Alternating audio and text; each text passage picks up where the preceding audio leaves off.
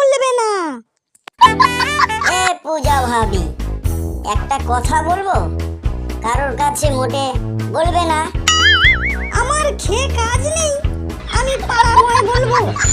তুমি নিশ্চিন্তে বলতে পারো। যদি আমার বিশ্বাস না করো তা না বলবে। আরে ভাবি, কি যে কথা বলছো না, আপনার ভরসা করি বলেই তো বলছি। দেরি কিসে? তা তাড়াতাড়ি বলে ফেলো। শুনবার জন্য আমার কান তো ছটফট করছে।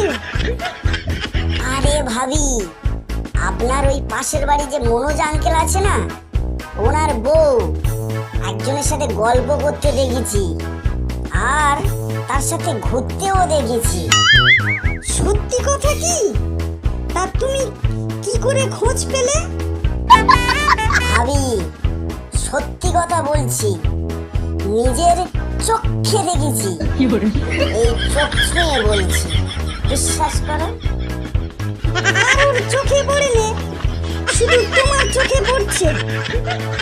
ভাবি, লাগাতার 4-5 দিন ধরে দেখছি। দুজনে হোটেলে বসে খেতেও দেখেছি, আর সঙ্গে ঘুরতেও। ছাড়ো, ও করতে দাও, তাতে কি আমাদের যায় আসে? আমরা নিজেরা কি করি সেটা দেখি এসো। আর একটা কথা ভাবি, বলি শোনো, ওনার একটা মেয়ে আছে না, সে মনে হয় আরেকজনের সাথে লাইন করছে। কি দিন এলো! হে ভগবান! ঠিক আছে পূজা ভাবি, আমি চলে যাচ্ছি, আমার আবার বাজার করতে যেতে হবে। ঠিক আছে, ঠিক আছে, এখন যাও। আমারও এখন ঘরের কাজ অনেক পড়ে আছে। শোভা দিদি, শোভা দিদি, একটা কথা শুনেছো? না না, আমি কোনো কিছু শুনিনি। কি কথা?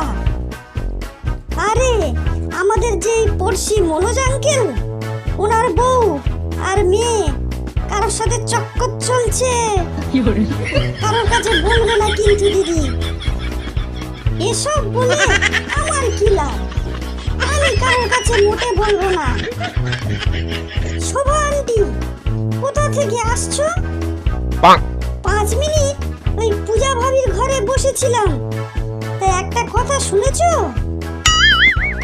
কি কথা শোভা আন্টি?